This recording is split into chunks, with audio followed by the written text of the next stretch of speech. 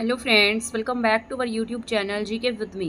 तो आज के इस वीडियो में मैं आपके साथ डिस्कस करूंगी एरिक एरिक्सन की कंप्लीट थ्योरी, जो कि आपके एस्टेट के एग्जाम के पॉइंट ऑफ व्यू से बहुत ही ज़्यादा इंपॉर्टेंट है। ठीक है, इसको ऐसे ही मत लेना कि ये तो ऐसे ही है और पेपर में नहीं आएगी, बट ये थ्योरी ऐसी है जिसमें से हर बार पेपर में क्वेश्चन पूछा गया है। 2-3 बार तो मैंने एग्जाम दिया था, उसमें ही ये क्वेश्चन आए थे, इस थ्योरी में से क्वेश्चन आए थे। आई नो ये क्लास आपकी कुछ थोड़े दिन बाद हो रही है, लेकिन जो ये क्लास है वो आपकी बहुत इंपॉर्टेंट है, तो मैंने सोचा जो इंपॉर्टेंट टॉपिक्स हैं वो मैं आपके कवर करा देती हूँ। ठीक है ना, तो अभी आपके एग्जाम में थोड़ा सा ही टाइम रहता है, तो आप इसको बहुत ही अच्छे से कवर कर लेना। ठीक है, इसको अच्छे से ध्यान से सुनना, इसकी सारी स्टेजेस को याद कर लेना, जितनी भी स्टेजेस इसमें दी गई हैं। तो अगर हम बात करते हैं जितनी भी थ्योरीज की, तो सारी की सारी थ्योरी आप पढ़ कर जाना। इससे पहले भी मैं आपको 7 से 8 क्लासेस जो हैं वो सीडीपी की करा चुकी हूँ। हरियाणा जीके की मैंने 3 से 4 क्लास कराई थी आपको, तो मेरी कोशिश रहेगी इसके साथ साथ आपको हरियाणा जीके की क्लास भी देखने को मिले। ठीक है, लेकिन आज इस वीडियो में मैं आपको एरिक एरिक्सन की थ्योरी ही कराने वाली हूँ, तो ध्यान से सुनना। ठीक है, सबसे पहले तो इससे क्या मतलब आपसे पूछा जाएगा एरिक एरिक्सन की थ्योरी को दूसरे किस नाम से जाना जाता है। तो एरिक एरिक्सन थ्योरी, या फिर हम इसे कहते हैं मनोसामाजिक विकास का सिद्धांत। तो ये सबसे इंपॉर्टेंट बात है। और हाँ, एक बात और मैं आपको एक बात मैं आपको और बता देती हूँ कि अगर किसी को सीडीपी के नोट्स चाहिए हैं, हरियाणा जीके के नोट्स चाहिए या ईवीएस के नोट्स चाहिए हैं, तो आप ऊपर दिए गए नंबर पर मुझे व्हाट्सएप पर मैसेज कर सकते हैं। जब आप मुझे टेक्स्ट मैसेज करेंगे तो आपको नोट्स प्रोवाइड कराए जाएंगे। नोट्स पेड रहेंगे, वहीं पर मैं आपको इनका प्राइस भी बता दूंगी। ठीक है, और बहुत ज़्यादा प्राइस नोट्स का नहीं है। जिसको भी चाहिए वो मुझे इस नंबर पर ओनली व्हाट्सएप पर मैसेज करेगा, कॉल अलाउड नहीं है। ठीक है, जो भी कॉल करेगा कॉल नहीं उठाई जाएगी, सिर्फ व्हाट्सएप पर टेक्स्ट का मैसेज का ही रिप्लाई दिया जाएगा। तो अब पढ़ लेते हैं एरिक एरिक्सन की थ्योरी को हम मनोसामाजिक विकास के सिद्धांत के नाम से भी जानते हैं। ठीक है, 20वीं शताब्दी के उत्तरार्ध में एरिक एरिक्सन ने जोआन एरिक्सन के साथ मिलकर एक मतलब क्या दिया था, मनोसामाजिक विकास का सिद्धांत दिया था। तो ये भी पूछा जा सकता है कि ये थ्योरी कब दी गई थी। तो 20वीं शताब्दी के उत्तरार्ध में एरिक एरिक्सन की थ्योरी को दिया गया था, और इसका नाम क्या है, मनोसामाजिक विकास का सिद्धांत है। ठीक है, इसके बाद है 1 सेकेंड। इस सिद्धांत के अनुसार सभी स्वस्थ विकासशील व्यक्तियों को, यानी कि ये थ्योरी जो है वो सबके ऊपर लागू होती है, किसी एक व्यक्ति के ऊपर लागू नहीं है। जो भी, चाहे अमीर है, गरीब है, छोटा है, बड़ा है, हर इंसान को इन स्टेजेस से होकर गुजरना होता है। हर स्वस्थ विकासशील व्यक्ति को बचपन से लेकर वृद्धावस्था तक पहुंचने में 8 चरणों से होकर क्या करना पड़ता है, गुजरना पड़ता है। यानी कि इस थ्योरी के कितने फेज पढ़ने पड़ेंगे, हमें 8 फेज पढ़ने पड़ेंगे। ठीक है, तो हर इंसान को 8 फेजेस से पास होकर गुजरना पड़ता है। आगे इतना समझ में। कब दी गई है, 20वीं शताब्दी के उत्तरार्ध में। एरिक एरिक्सन ने 1950 के दशक के आसपास चाइल्डहुड एंड सोसाइटी नामक एक पुस्तक प्रकाशित की थी, जिसमें उन्होंने अपना यह सिद्धांत वर्णित किया। ठीक है, तो क्या है, एरिक एरिक्सन ने कब ये थ्योरी दी, 1950 के दशक में ये थ्योरी दी थी। ठीक है, और इस मतलब बुक का नाम क्या था, चाइल्डहुड एंड सोसाइटी। ठीक है, जिसमें उन्होंने अपना ये सिद्धांत दिया। क्या नाम है सिद्धांत का, अभी मैंने आपको बताया था, मनोसामाजिक विकास का सिद्धांत। एरिक्सन मूल रूप से फ्रॉइड के विकास के चरणों से क्या थे, प्रभावित थे, लेकिन बाद में समझा कि पर्यावरणीय कारक मानव विकास को कैसे प्रभावित करते हैं। ठीक है, आ रहा है इतना समझ में, जितना मैं आपको समझाने की कोशिश कर रही हूँ शायद आपको ये बातें समझ में भी आ रही होंगी। तो ये मैंने अभी अब तक आपको क्या बताया है, थ्योरी कब दी गई, 20वीं शताब्दी के उत्तरार्ध में दी गई है। किसने दी है, एरिक एरिक्सन ने दी है। किसके साथ मिलकर दी, जोआन एरिक्सन के साथ मिलकर इस सिद्धांत को दिया है।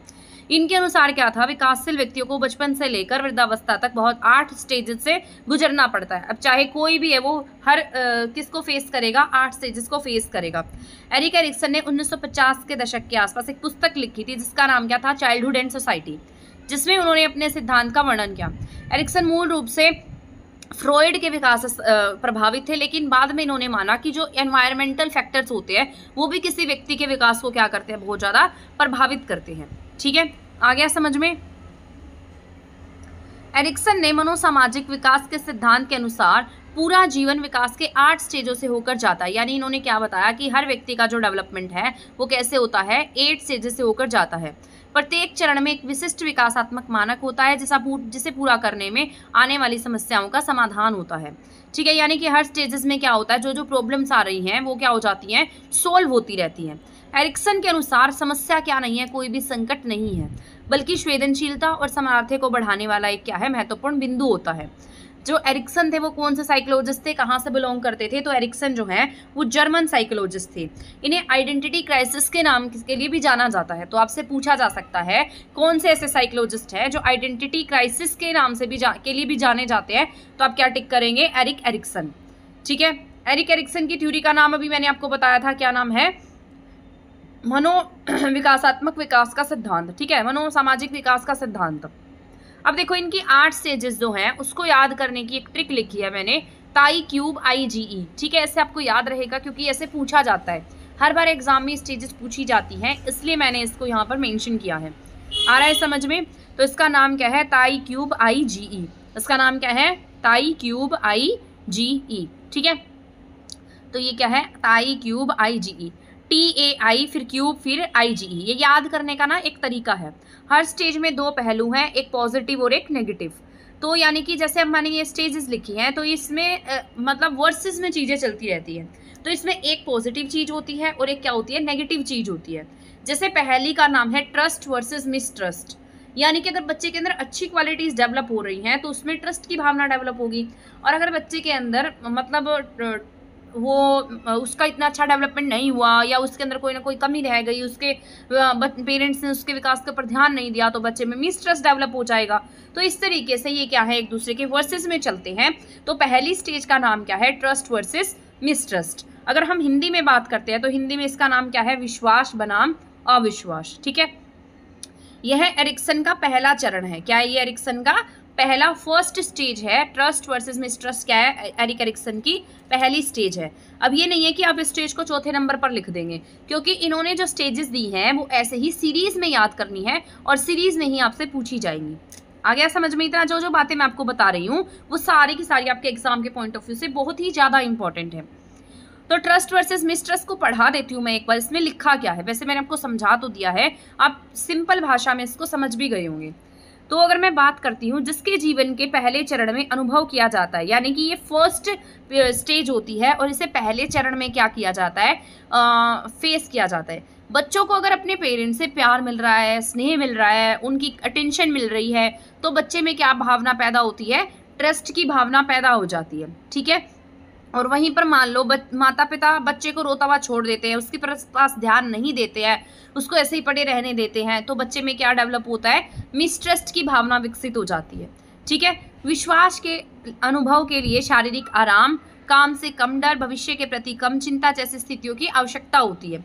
यानी कि इसके लिए हम क्या करेंगे? जैसे मान लो छोटा बच्चा है, कुछ काम कर रहा है, अगर हम उसे बार बार टोकते रहते हैं या उसे काम नहीं करने देते हैं, है ना, तो बच्चे के अंदर एक तरीके से मिसट्रस्ट पैदा हो जाता है। लेकिन अगर हम उसे काम करने देते हैं तो उसके अंदर एक ट्रस्ट की भावना आती है कि मैं इस काम को कर सकता हूँ, है ना। बचपन में विश्वास संसार के बारे में अच्छे विचार उत्पन्न करता है। तो जो भी ट्रस्ट होगा वो क्या होगा? बच्चा समाज के बारे में अच्छा सोचेगा, है ना।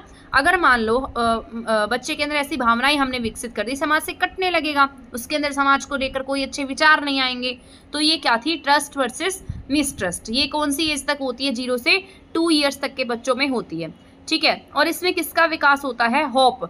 देखो इसमें होप की भावना होती है। अगर फीडिंग अच्छी है तो क्या होगा? बच्चे में होप होगी। अगर होप है तो बच्चे में क्या होगा? ट्रस्ट होगा। अगर फीडिंग अच्छी नहीं है, क्योंकि 0 से 2 ईयर में क्या होता है? बच्चे में फीडिंग होती है ना। बच्चा क्या करता है? फीड करता है। तो जब बच्चा फीड करता है तो उसमें क्या डेवलप हो जाता है? अगर अच्छे से फीडिंग हो रही है बच्चे की तो बच्चे में होप डेवलप होती है। अगर उसकी फीडिंग अच्छी नहीं है तो बच्चा कैसा होता है? होपलेस होता है। आ गया समझ में इतना? आई होप ये सारी बातें आपको समझ में आई होंगी जो मैंने आपको समझाई हैं। तो पहली स्टेज क्या है? Trust versus mistrust. इसके बाद मैंने आपको क्या बताया था? ताई क्यूब, ए आ जाएगा अब दूसरे वाले पर। Autonomy versus shame. Autonomy versus shame कितने ईयर का होता है? 2 से 4 ईयर्स का होता है। ये अर्ली चाइल्डहुड वाली स्टेज होती है। इसमें क्या डेवलप होता है? बच्चे में विल पावर डेवलप होती है। इससे पहले वाले में मैंने आपको क्या बताया? बच्चे में क्या पैदा होता है? फीडिंग, है ना। अगर फीडिंग अच्छी है तो होप डेवलप होती है। ऑटोनॉमी वर्सेस शेम में क्या डेवलप होता है? Will power.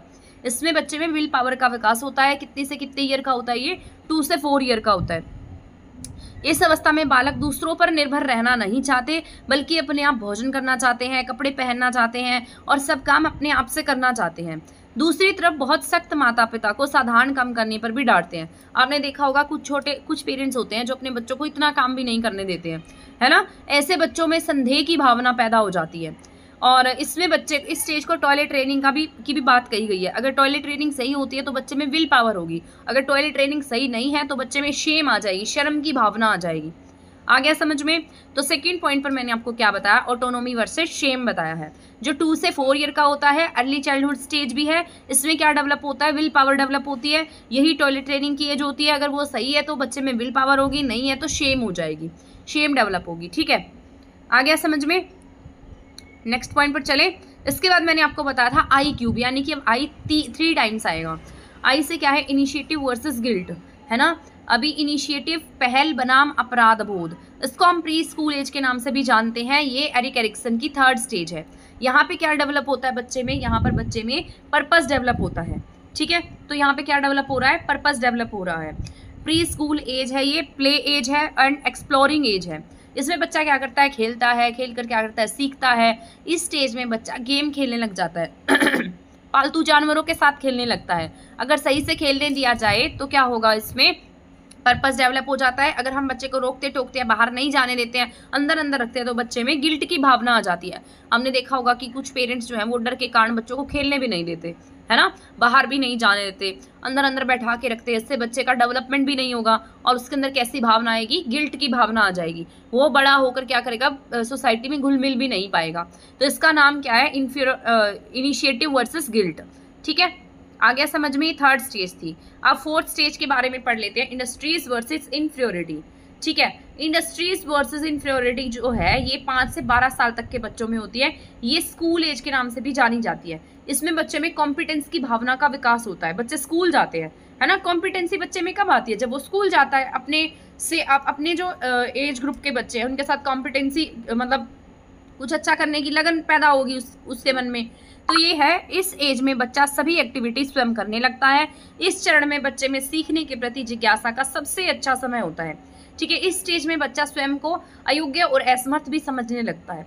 अगर बच्चे के अंदर मतलब एक्टिविटी खुद से कर रहा है अच्छे से तो क्या हो जाएगा, वो मतलब उसमें जिज्ञासा डेवलप हो जाएगी। अगर नहीं कर रहा है तो असमर्थ हो जाएगा। ठीक है, तो इसका नाम क्या था, ये थी इंडस्ट्री वर्सेस इंफीरियोरिटी। इसके बाद 5th स्टेज है आइडेंटिटी वर्सेस रोल क्राइसिस या रोल कंफ्यूजन। ये वो टीनेजर वाली स्टेज है। ठीक है, 13 to 19 वाली एज है। इसे हम मतलब ये क्या है, पहचान बनाम पहचान भ्रांति। इसमें फिडिलिटी का निष्ठा, फेथ जो है वो डेवलप होती है बच्चे में। ये स्टेज जो है ना सबसे इम्पॉर्टेंट स्टेज है। ठीक है ये वो टीनेजर वाली स्टेज होती है। इसमें बच्चे में हमेशा क्या रहता है, खुद को लेकर एक डाउट बना रहता है। उसमें ये ऐसा क्यों हो रहा है, ऐसा कैसे हो रहा है, मेरा ये कैसे हुआ, है ना, मैं कौन हूँ, इस तरीके के थॉट्स जो हैं वो बच्चे के माइंड में बहुत ज़्यादा आते हैं। 5वां चरण जिसमें आइडेंटिटी से रिलेटेड प्रश्नों का सामना करना पड़ता है। किशोरावस्था के वर्षों में अनेक प्रकार की स्थितियों का सामना करना पड़ता है, जैसे व्यावसायिक और रोमांटिक। इसमें बच्चे में जैसे मतलब रोमांटिसिटी का भी विकास हो जाता है। बच्चा अपने करियर को लेकर भी सोचने लगता है और ये स्टेज भी थोड़ी ऐसी होती है ना। तो इसमें बच्चे के बीच में अगर सही से उसे गाइडेंस दी जाए, अगर उसके टीचर, उसके पेरेंट्स उसे सही से गाइड करें, उसे डांटे नहीं, उसे प्यार से समझाएं, तो बच्चे में क्या डेवलप होगा, फिडिलिटी का डेवलपमेंट हो जाएगा और आइडेंटिटी क्राइसिस उसे नहीं होगा, आइडेंटिटी कन्फ्यूजन उसे नहीं होगा, अगर हम उसे अच्छे से समझा रहे हैं तो। ठीक है, आ रहा है समझ में? अगर बच्चे को यहाँ सकारात्मक वे का पता ना लगे तो यहाँ पर उसमें क्या आ जाएगा, आइडेंटिटी क्राइसिस आ जाता है। हु आई एम यानी सेल्फ आइडेंटिटी का क्राइसिस का कंसेप्ट आ जाता है कि मैं कौन हूँ। हु आई एम का जो थॉट है वो टीनेजर से रिलेटेड है। ठीक है, 13 to 19 की स्टेज से रिलेटेड है। तो ये आपको बहुत अच्छे से ध्यान भी रखना है। आ गया, 5 स्टेजेस हो गई समझ में। अभी हमारी 3 स्टेजेस और रहती हैं। तो मैंने क्या बताया था, ताई क्यूब, टी पढ़ लिया हमने, ट्रस्ट वर्सेस मिसट्रस्ट, ए पढ़ लिया ऑटोनॉमी वर्सेस शेम। इसके बाद मैंने 2 आई पढ़ाई, अब ये तीसरा आई है, यानी कि इंटीमेसी वर्सेस आइसोलेशन। ये 21 से 39 एज का होता है, अडल्ट एज हम इसको कहते हैं। ठीक है, अडल्टहुड के आरंभिक वर्षों की स्टेज होती है। इसमें रिलेशनशिप, लव, इंटीमेसी की भावना होती है। अगर ऐसा नहीं होता तो अलगाव की भावना पैदा हो जाती है, आइसोलेशन आ जाता है ना। तो आपने देखा होगा कि जिसके रिलेशनशिप अच्छे नहीं होते वो क्या हो जाते हैं, एक दूसरे से आइसोलेटेड हो जाते हैं, यानी कि सेपरेट हो जाते हैं, अलग हो जाते हैं, है ना। तो यहाँ पे क्या होता है, अगर सब सही से नहीं हो रहा है, सब सही नहीं है, तो क्या होगा, आइसोलेशन हो जाएगा। आ गया समझ में? आपकी 6 स्टेजेस वैसे ज़्यादा इंपॉर्टेंट है क्योंकि स्कूल लेवल पे आपके बच्चों को ही पढ़ाना होता है ना, अडल्ट को थोड़ी पढ़ाएंगे आप। इसके बाद है जेनेरेटिविटी एंड स्टैग्नेशन, उत्पादकता बनाम स्थिरता। ठीक है, ये 7th स्टेज होती है, यही मिडिल अडल्टहुड स्टेज भी है। ये चिल्ड्रन वाली एज नहीं है, इसमें बच्चे में समाज कल्याण की भावनाओं का विकास होता है। इसके बाद लास्ट जो स्टेज है वो है wisdom ego integrity, wisdom versus ego integrity, नहीं wisdom ego integrity versus disappear. ये 65 प्लस के बाद आती है, पूरी लाइफ का यहाँ पे एनालाइज करते हैं कि हमने पूरी जिंदगी क्या किया है। तो ये 8th स्टेज है। आपको सिर्फ 6 स्टेजेस बहुत अच्छे से पढ़ लेनी है, लेकिन आपको इनके नाम पता होने चाहिए बस। ठीक है, तो अभी जो मैंने आपको बताया है, एक बार पूरी स्टेजेस में एक बार रिवाइज करा देती हूँ कि मैंने आपको क्या क्या पढ़ाया है। पहली ताई क्यूब बताया था मैंने आपको, टी से ट्रस्ट वर्सेस मिसट्रस्ट की भावना डेवलप होगी, ये मैं आपको बता चुकी हूँ। ट्रस्ट क्या होगा, ट्रस्ट होगा, फिर ट्रस्ट वर्सेस मिसट्रस्ट। ठीक है, एरिक एरिक्सन के बारे में दोबारा पढ़ा दिया था, ट्रस्ट वर्सेस मिसट्रस्ट 0 से 2 ईयर। ठीक है, इसमें क्या डेवलप हो रहा है, इसमें विल पावर डेवलप हो रही है बच्चे में। दूसरा मैंने आपको बताया था ऑटोनॉमी वर्सेस शेम। ठीक है, इसमें पहले वाले में होप डेवलप हो रही थी, दूसरे में ऑटोनॉमी वर्सेस शेम में क्या पैदा हो रही थी, इसमें विल पावर आ रही थी। ये 2 से 4 ईयर की स्टेज थी। इसके बाद 3rd स्टेज जो है उसमें इनिशिएटिव वर्सेस गिल्ट की भावना है, 4 से 5 साल के बच्चों के लिए होती है। इसमें बच्चे में पर्पस डेवलप होता है। ठीक है, ये भी मैंने आपको पढ़ा दिया है। इसके बाद 4th जो है वो क्या है, ताई क्यूब, इंडस्ट्री वर्सेस इंफीरियोरिटी। ठीक है, तो चौथे वाले का नाम क्या है, इंडस्ट्री वर्सेस इंफीरियोरिटी। ठीक है, इसको भी याद कर लेना, स्कूल एज है, कॉम्पिटेंस की भावना इसमें बच्चे में आती है। इसके बाद आइडेंटिटी वर्सेस रोल कन्फ्यूजन, तो आप ऐसे याद रखना, 5वें वाले में रोल कन्फ्यूजन की बात है, तो आइडेंटिटी वर्सेस रोल कन्फ्यूजन की बात किस में है, ये आपके 5th वाले में है। ठीक है, इसमें किसका विकास होता है, फिडिलिटी का विकास होता है। ताई क्यूब तक तो हो गया। इसके बाद IGE मैंने बताया था, आई से क्या होगा, initiative versus isolation, intimacy versus isolation है। ठीक है, ये 21 से 39 स्टेज तक होता है। इसके बाद जेनरेटिविटी वर्सेस स्टैग्नेशंस, ये क्या है, ये आपका 7th स्टेज है। बस लास्ट वाला भी एक बार पढ़ लेना, IGE से ये याद रख लेना, ईगो इंटीग्रिटी वर्सेस डिसअपियर। ठीक है, बस यही आपके एरिक एरिक्सन की थ्योरी थी। आप इसको ऐसे ही मत सोचना है, बहुत ज़्यादा इंपॉर्टेंट थ्योरी है, जब भी मैंने आपको ये थ्योरी पढ़ाई है। मोस्ट इंपॉर्टेंट थ्योरी है, अच्छे से पढ़ लेना, अच्छे से ध्यान लगा के पढ़ लेना इसको, क्वेश्चन पक्का इसमें से आएंगे, और मोस्ट इंपॉर्टेंट थ्योरी है। ठीक है, जब भी मैं आपको बार बार इसके बारे में ऐसे कह रही हूँ कि इसको पढ़ लो, है ना, क्योंकि उतनी ही इंपॉर्टेंट है। तो मिलेंगे अब नेक्स्ट वीडियो में नेक्स्ट टॉपिक के साथ, तब तक चैनल के साथ बने रहें। चैनल को सब्सक्राइब नहीं किया है तो सब्सक्राइब कर लें, वीडियो को शेयर नहीं किया तो प्लीज़ इसको शेयर भी कर लें। तब तक के लिए थैंक यू, धन्यवाद।